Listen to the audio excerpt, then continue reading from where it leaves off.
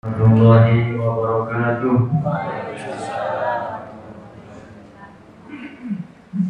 Alhamdulillahilladzi an'ama 'alaina wa kafa wa shalla wa sallam 'ala nabiyyina al-mustafa sayyidina wa maulana Muhammad ahli sidqi wal wafa wa 'ala alihi wa sahbihi wa man lahum iktada wa kafa.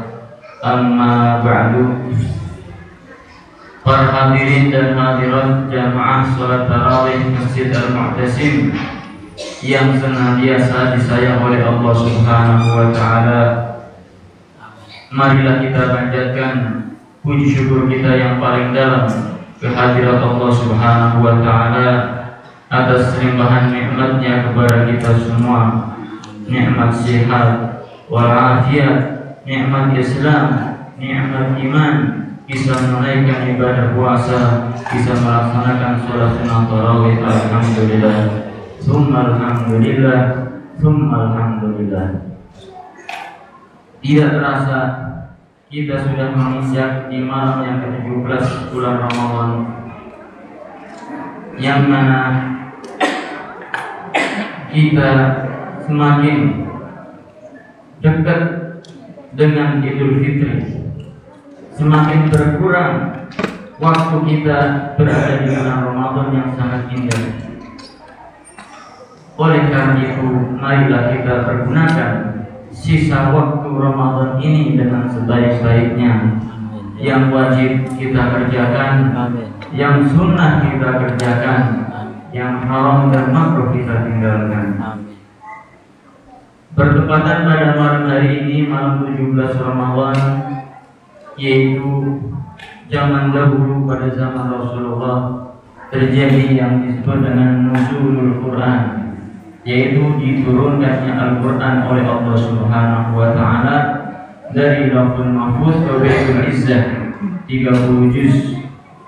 Kemudian diturunkan kepada Rasulullah sallallahu alaihi wasallam dengan perantara malaikat Jibril selama kurang lebih 23 tahun, ayat per ayat, surat per surat, sesuai dengan sebab yang telah dikehendaki oleh Allah Subhanahu wa taala yang disebut dengan asbabun nuzul. Yang mana dengan diturunkannya Al-Quran, surat Al-Alaq, Iqra bismi rabbikal ladzi khalaq, maka ini berarti pelantikan Nabi Muhammad SAW menjadi seorang nabi dan seorang rasul, diberi bekal oleh Allah Subhanahu wa taala kitab yang sangat mulia, kitab yang sangat suci, kitab yang sangat kompleks isinya. Diberikan kepada Nabi Muhammad SAW. Inilah mukjizat terbesar Nabi Muhammad SAW. Setiap surat dari Al-Quran mukjizat, setiap ayat dari Al-Quran adalah mukjizat dari Rasulullah SAW. Dalam satu mukjizat Al-Quran terdapat banyak ribuan mukjizat-mukjizat yang lain. Beruntung Bapak Ibu sekalian, kita menjadi umatnya Nabi Muhammad SAW. Al-Quran diberikan kepada Rasulullah, kita juga mendapatkan bagian daripada kesucian Al-Quran tersebut, keindahan Al-Quran tersebut. Al-Quran adalah kitabullah yang akan dijaga oleh Allah Subhanahu wa taala nanti sampai hari kiamat. Berbeda dengan kitab-kitab yang lain, kitab Taurat, kitab Zabur, kitab Injil, dulu pernah diturunkan oleh Allah kepada nabi-nabi tertentu, akan tetapi oleh pengikutnya dirubah. Banyak tangan-tangan jahil, orang-orang para pemuka agama mereka merubah kitab-kitab Allah sesuai dengan hawa nafsu mereka. Akan tetapi ini Al-Quran, kitabnya Allah, Al-Quran yang diturunkan kepada Nabi Muhammad, akan dijaga oleh Allah Subhanahu wa taala sampai hari kiamat. Yang kita baca Bapak Ibu sekalian Ini adalah yang telah diturunkan oleh Allah melalui malaikat Jibril kepada Nabi Muhammad SAW.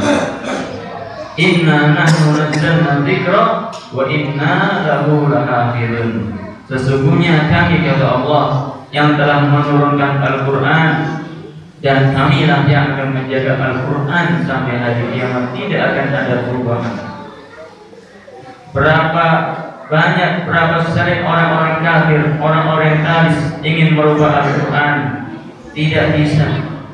Satu huruf tidak bisa, satu harokat tidak bisa, bahkan satu titik pun tidak akan bisa, karena ini sudah janji daripada Allah Subhanahu wa Ta'ala. Rasulullah SAW, Nabi kita, memberikan contoh kepada kita, umatnya. Rasulullah SAW setiap hari, setiap malam membaca Al-Quran, terutama di bulan Ramadan. Bapak Ibu sekalian, Rasulullah tadarus seperti kita bertadarus, satu baca, satunya menyimak, gantian satunya baca, satunya menyimak. Rasulullah SAW bertadarus, akan tetapi tadarusnya Rasulullah yaitu dengan malaikat Jibril. Rasulullah membaca, malaikat Jibril yang menyimak. Setiap Ramadan Rasulullah bertadarus dengan malaikat Jibril, satu kali khatam. Dan nanti ketika Rasulullah di akhir hayat Ramadan yang terakhir, Rasulullah tadarus dengan malaikat Jibril khatam 2 kali. Ini kita berapa kali khatam di dalam bulan Ramadan? Sampai pertengahan Ramadan ini sudah berapa kali kita khatam? Jangankan berapa kali khatam, berapa juz kita sudah baca, masih belum sempat, sudah berapa halaman kita baca Al-Quran. Ini kita jauh daripada contoh Rasulullah SAW. Rasulullah uswatun hasanah bagi kita. Ketahuilah Bapak Ibu sekalian, bahwa di dalam membaca Al-Quran kita akan mendapatkan banyak kemuliaan dari Allah Subhanahu wa Ta'ala. Di antaranya adalah mendapatkan pahala dari setiap huruf yang kita baca.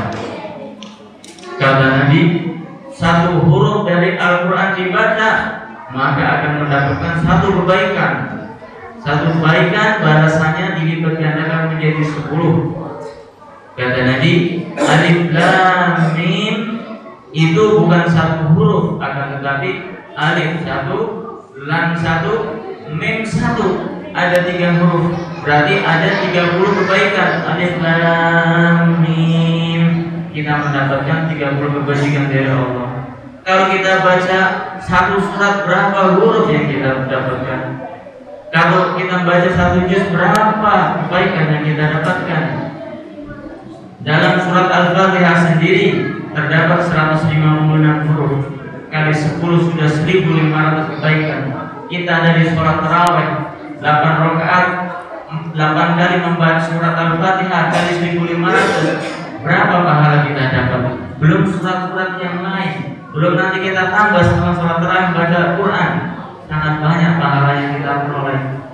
Kita dapatkan di dunia, nanti kita akan dapatkan di akhirat sebagai bekal kita di surganya Allah Subhanahu wa Ta'ala. Barang siapa membaca Al-Quran, maka hatinya akan hidup, hatinya akan menjadi kucuran rahmat maghfirah dari Allah Subhanahu wa Ta'ala. Barang siapa memperbanyak membaca Al-Quran di masjid ataupun di rumahnya, maka akan diturunkan kebaikan oleh Allah Subhanahu wa Ta'ala. Oleh karena itu, janganlah kita membaca Al-Quran hanya di masjid saja, akan tetapi di rumah kita juga baca, Bapak Ibu sekalian. Janganlah kalian jadikan rumah kalian seperti kuburan.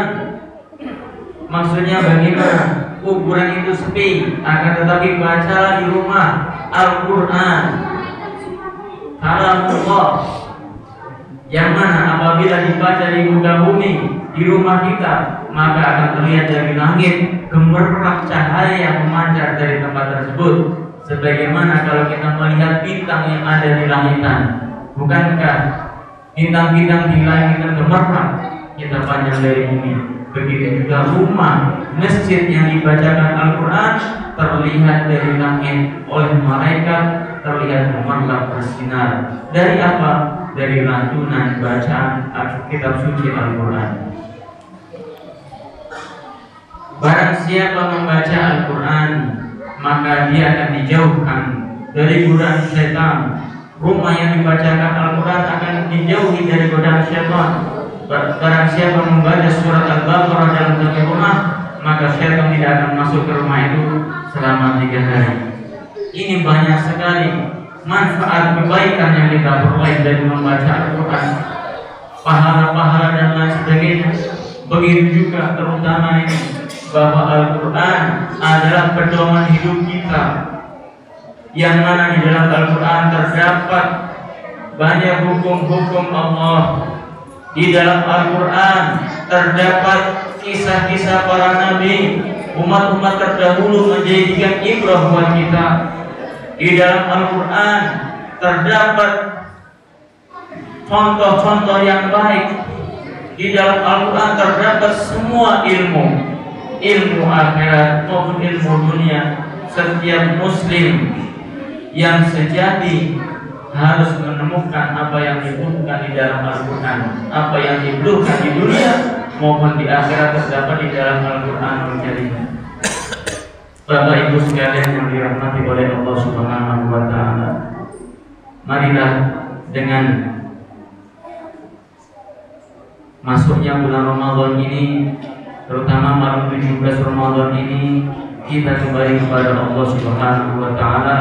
Kita kembali kepada kitab suci Al-Quran Kalamullah, karena ini yang akan menyelamatkan kita nanti di hari kiamat. Di dunia kita selamat, di akhirat juga kita selamat. Ini muslim yang sejati. Akan tetapi sungguh ironis Bapak Ibu, Al-Quran berapa kali kita baca sehari? Kadang sehari sekali, kadang seminggu sekali. Tapi berapa kali kita baca Quran? Pagi kita baca Suara Merdeka, siangnya kita baca Republika. Quran kita baca, Quran kita tinggalkan. Berapa kali kita membuka HP? Quran berapa kali sehari? Baca Quran bisa dihitung. Membuka HP sehari tidak bisa kita hitung. Membuka WhatsApp, mengirim WhatsApp broadcast, kelihatannya Masya Allah broadcastnya luar biasa, faidah ilmu, ada Al-Quran, ada hadis, ternyata copy paste. Masya Allah, tidak dibaca dulu langsung di copy paste. Yang baca Masya Allah, ini orangnya luar biasa soleh nih, postingannya bagus, ternyata copy paste. WhatsApp kita buka, BBM kita buka, SMS kita kirim, Al-Quran kita biarkan di meja kita. Apakah tidak malu kita kepada Allah Subhanahu wa Ta'ala? Ini Quran menyelamatkan kita dunia dan akhirat. Ini HP belum tentu manfaat buat kita, bahkan kadang bisa menjadi madarat buat kita. Mari kita kembali kepada Al-Quran. Boleh bukan berarti sekarang menggunakan fasilitas teknologi zaman sekarang, akan tetapi jangan sampai mengalahkan apa yang telah diberikan oleh Allah Subhanahu wa Ta'ala kepada kita, Al-Quranul Karim. Kita baca setiap hari, kita baca kalau kita setiap sholat 1 halaman minimal. Tidak hanya di bulan Ramadan saja, akan tetapi di luar Ramadan pun kita juga membaca Al-Quran. Baiklah, ini kalau Ramadan Masya Allah masjid tadarus. Habis tarawih tadarus sampai jam berapa? 5:30. Habis subuh tadarus sampai jam berapa? 5:30. Lebaran hari kedua masjidnya kosong, Masya Allah. Di rumah pada ngapain? Pada tidur. Kalau malam sudah pada tidur, pada nonton televisi. Al-Qurannya kemana? Sudah masuk kaji Pak Ustaz. Bukanya kapan? Nanti tanggal 30 Sya'ban tahun berikutnya. La haula wala quwwata illa billah. nilai-nilai yang kita dapatkan di dalam Ramadan ini kita bawa, mari Bapak Ibu sekalian. Ini bulan Ramadan, bulan training buat kita untuk menambah 11 bulan ke depan. Kita di training. Hasil trainingnya apa? Di akhir Ramadan kita bawa selama 11 bulan. Jangan tutup bulan Lebaran kita tutup semua. Trainingnya hilang, kembali kepada keadaan seperti semula. Ini termasuk orang yang rugi, tidak ada kemajuan. Ramadan baik, setelah Ramadan kita perbaiki kegiatan-kegiatan kita, perilaku kita. Ini semoga bisa menjadikan panutan buat kita, petunjuk buat kita semua. Bapak Ibu sekalian yang dimuliakan oleh Allah Subhanahu wa Ta'ala, terakhir bahwa di dalam membaca Al-Quran kita tidak perlu terburu-buru, cepat-cepat kata, akan tetapi kita baca ayat per ayat, kita pahami makna daripada Al-Quran, lafaz per lafaz, ayat per ayat, surat per surat. Kita harus memahami. Membaca saja oke lah, dapat pahala, akan tapi masih kurang. Nilai-nilainya harus kita pahami. Kemudian kita praktekkan seperti kata Al-Imam Hasan Al-Basri. Zaman dahulu, zamannya para sahabat Nabi, mereka setiap malam baca Quran, tadarus Al-Quran, tadabbur Quran. Siang harinya dilaksanakan itu Al-Quran, praktekin, dipahami maknanya, kemudian dilaksanakan nilai-nilainya. Ini muslim yang sejati. Ini adalah firman Allah, kalam Allah yang akan menjadi petunjuk buat kita, yang akan menjadi bekal dan samu kita di dunia maupun di alam kubur maupun di alam akhirat nanti di surganya Allah Subhanahu wa Ta'ala. Semoga kita menjadi orang-orang yang ahli Al-Quran, ahli membaca Al-Quran, bisa menghafal Al-Quran, bisa memahami makna daripada makna Al-Quran, sehingga kita bisa melaksanakan apa yang terdapat di dalam Al-Quran. Kita jadikan bahwa Al-Quran adalah imam kita. Barang siapa Al-Quran dijadikan imamnya, maka akan dikirim, diantar ke surga. Barang siapa Al-Quran ditaruh di belakangnya, maka dia akan dikirim ke neraka. Semoga Al-Quran menjadi imam kita, menjadi petunjuk kita.